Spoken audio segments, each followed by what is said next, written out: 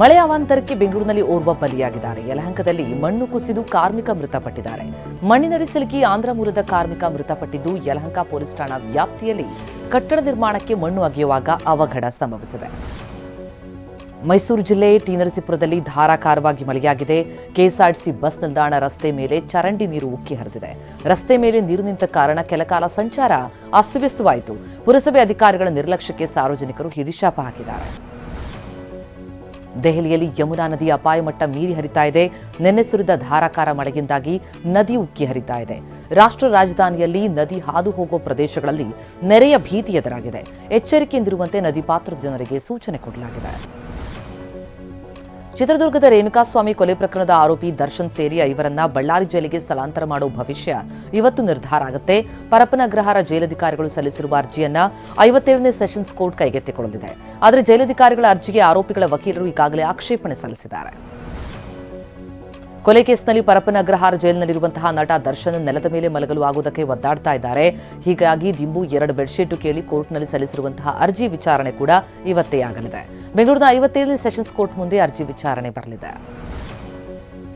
ರೇಣುಕಾಸ್ವಾಮಿ ಕೊಲೆ ಕೇಸ್ನ ಮೊದಲ ಆರೋಪಿ ಪವಿತ್ರ ಗೌಡ ತಮ್ಮ ಜಾಮೀನು ಅರ್ಜಿಗಾಗಿ ಹಾಕೊಂಡಿರೋದು ಭವಿಷ್ಯ ಇವತ್ತು ನಿರ್ಧಾರ ಆಗುತ್ತೆ. ತಾಂತ್ರಿಕ ಕಾರಣದ ಮೇಲೆ ಜಾಮೀನು ಕೊಡಬೇಕು ಅಂತ ಪವಿತ್ರ ಅರ್ಜಿ ಹಾಕೊಂಡಿದ್ದಾರೆ. ಸಿಆರ್ಪಿಸಿ ಮತ್ತು ಬಿಎನ್ಎಸ್ ನಡುವೆ ಇರುವ ವ್ಯತ್ಯಾಸದ ಬಗ್ಗೆ ಪವಿತ್ರ ಪರ ವಕೀಲರು ವಾದಿಸಿದರು. ಇನ್ನು ನಟ ದರ್ಶನ್ ಪತ್ನಿಗೆ ನಿಂದನೆ ಪ್ರಕರಣಕ್ಕೆ ಸಂಬಂಧಪಟ್ಟಂತೆ ವಿಜಯಲಕ್ಷ್ಮಿಗೆ ಪೊಲೀಸರು ನೋಟಿಸ್ ಕೊಟ್ಟಿದ್ದಾರೆ. ಸೋಷಿಯಲ್ ಮೀಡಿಯಾದಲ್ಲಿ ಅಶ್ಲೀಲ ಪೋಸ್ಟ್ ಹಾಕಿ ಕಿಡಿಗೇಡಿಗಳು ನಿಂದಿಸಿದ್ರು.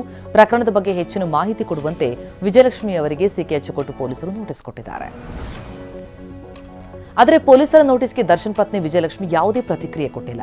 ಪ್ರಕರಣದ ಬಗ್ಗೆ ಪೊಲೀಸರು ಆದರೂ ಕೂಡ ತನಿಖೆ ಮುಂದುವರೆಸಿದ್ದಾರೆ. ಉಳಿದಂತೆ ಅಶ್ಲೀಲ ಕಾಮೆಂಟ್ ಮಾಡಿದವರ ಬಗ್ಗೆ ತನಿಖೆ ನಡೀತಾ ಇದ್ದು ಸೋಷಿಯಲ್ ಮೀಡಿಯಾ ಖಾತೆ ಐಡಿ ಐಪಿ ಅಡ್ರೆಸ್ಗಳ ಮಾಹಿತಿಯನ್ನ ಕಲೆ ಹಾಕ್ತಾ ಇದ್ದಾರೆ. ಗಿರೀಶ್ ಮಟ್ಟಣ್ಣನವರ ವಿರುದ್ಧ ಮತ್ತೊಂದು ಪ್ರಕರಣ ದಾಖಲಾಗಿದೆ. ಮಂಗಳೂರಿನ ಬೆಳ್ತಂಗಡಿ ಪೊಲೀಸ್ ಠಾಣೆಯಲ್ಲಿ ರಾಜೇಂದ್ರ ದಾಸ್ ಕೊಟ್ಟಂತಹ ದೂರಿನನ್ವಯ ಈ ಪ್ರಕರಣ ದಾಖಲಾಗಿದ್ದು ಧರ್ಮಸ್ಥಳ ವಿರುದ್ಧ ಅಪಪ್ರಚಾರ, ಅಶ್ಲೀಲವಾಗಿ ಮಾತನಾಡಿ ವಿಡಿಯೋ ಮಾಡಿದ್ದು ಸಾಮಾಜಿಕ ಜಾಲತಾಣದಲ್ಲಿ ಆ ವಿಡಿಯೋ ಹರಿಬಿಟ್ಟ ಆರೋಪದಲ್ಲಿ ಕೇಸ್ ದಾಖಲಾಗಿದೆ. ಸಹೋದರರಿಬ್ಬರು ಸಾವಿನಲ್ಲೂ ಒಂದಾಗಿದ್ದಾರೆ. ಯಾದಗಿರಿ ಜಿಲ್ಲೆ ಸುರಪುರ ತಾಲೂಕಿನ ಕೆಂಬಾವಿಯಲ್ಲಿ ಹೃದಯಾಘಾತಕ್ಕೆ ಅಣ್ಣ ತಮ್ಮ ಇಬ್ಬರೂ ಮೃತಪಟ್ಟಿದ್ದಾರೆ. ಮೊದಲು ಅಣ್ಣ ಶಂಶುದ್ದೀನ್ ಹೃದಯಾಘಾತಗೊಂಡರು. ಆ ವಿಷಯ ತಿಳಿದಂತಹ ತಮ್ಮ ಇರ್ಫಾನ್ಗೂ ಹೃದಯಾಘಾತವಾಗಿ ಇಬ್ಬರು ಮೃತಪಟ್ಟಿದ್ದಾರೆ. ಬೃಹತ್ ಬೆಂಗಳೂರು ಮಹಾನಗರ ಪಾಲಿಕೆಗೆ ಇವತ್ತು ಗುಡ್ ಬೈ ಹೇಳಿದ್ದು ಇವತ್ತಿನಿಂದ ಗ್ರೇಟರ್ ಬೆಂಗಳೂರು ಪ್ರಾಧಿಕಾರ ಅಸ್ತಿತ್ವಕ್ಕೆ ಬರಲಿದೆ. ಗ್ರೇಟರ್ ಬೆಂಗಳೂರು ಪ್ರಾಧಿಕಾರಕ್ಕೆ ಸಿಎಂ ಸಿದ್ದರಾಮಯ್ಯ ಅಧ್ಯಕ್ಷರಾದರೆ ಡಿಸಿಎಂ ಡಿಕೆ ಶಿವಕುಮಾರ್ ಉಪಾಧ್ಯಕ್ಷರು. ಈ ಗ್ರೇಟರ್ ಬೆಂಗಳೂರು ಪ್ರಾಧಿಕಾರದ ಅಡಿಯಲ್ಲಿ 5 ಪಾಲಿಕೆಗಳು ಕಾರ್ಯನಿರ್ವಹಿಸುತ್ತವೆ. ಪ್ರತಿ ಪಾಲಿಕೆಗೆ 2 ವಲಯಗಳಂತೆ ಒಟ್ಟು 10 ವಲಯಗಳ ರಚನೆಯಾಗಲಿದ್ದು ಪ್ರತಿ ಪಾಲಿಕೆಗಳಿಗೆ ವಿಧಾನಸಭಾ ಕ್ಷೇತ್ರಗಳ ಹಂಚಿಕೆಯಾಗುತ್ತೆ. ಒಂದೇ ವಿಧಾನಸಭಾ ಕ್ಷೇತ್ರದ ವಾರ್ಡ್ಗಳು ಬೇರೆ ಬೇರೆ ಪಾಲಿಕೆ ವ್ಯಾಪ್ತಿಗೆ ಸೇರಲಿವೆ. ಗ್ರೇಟರ್ ಬೆಂಗಳೂರು ಪ್ರಾಧಿಕಾರದಲ್ಲಿ ಒಟ್ಟು 73 ಸದಸ್ಯರಿದ್ದಾರೆ. CM Siddaramaiah, DCM DK Shivakumar, ಕೇಂದ್ರ ಹಣಕಾಸು ಸಚಿವೆ ನಿರ್ಮಲಾ ಸೀತಾರಾಮನ್ ಸೇರಿದಂತೆ 73 ಜನ ಪದನಿಮಿತ್ತ ಸದಸ್ಯರಿರಲಿದ್ದಾರೆ. ವಿವಾದಿತ ಹುಬ್ಬಳ್ಳಿ ಈದ್ಗಾ ಮೈದಾನದ ಹೆಸರು ಬದಲಾವಣೆಯಾಗುತ್ತಾ ಎನ್ನುವ ಚರ್ಚೆ ನಡೀತಾ ಇದೆ. ಹುಬ್ಬಳ್ಳಿ ಧಾರವಾಡ ಮಹಾನಗರ ಪಾಲಿಕೆಯ ಚುಕ್ಕಾಣಿಯನ್ನ ಬಿಜೆಪಿ ಹಿಡಿದಿದ್ದು 2022ರಲ್ಲೇ ಈದ್ಗಾ ಮೈದಾನದ ಹೆಸರು ಬದಲಾವಣೆಗೆ ಠರಾವು ಪಾಸ್ ಆಗಿತ್ತು. ಹೀಗಾಗಿ ರಾಣಿ ಚೆನ್ನಮ್ಮ ಮೈದಾನ ಅಂತ ಹೆಸರು ಬದಲಾಯಿಸುವ ಸಾಧ್ಯತೆ ಇದೆ. ಮಂಡ್ಯ ಜಿಲ್ಲೆಯಲ್ಲಿ ಅಬಕಾರಿ ಇಲಾಖೆಯಲ್ಲಿ ಭ್ರಷ್ಟಾಚಾರ ಮಿತಿ ಮೀರಿದೆ. ಲೈಸೆನ್ಸ್ ಕೊಡೋದಕ್ಕೂ ಲಂಚ, ಲೈಸೆನ್ಸ್ ಪಡೆದ ಬಳಿಕವೂ ಪ್ರತಿ ತಿಂಗಳು ಮಾಮೂಲು ಕೊಡಬೇಕಂತೆ.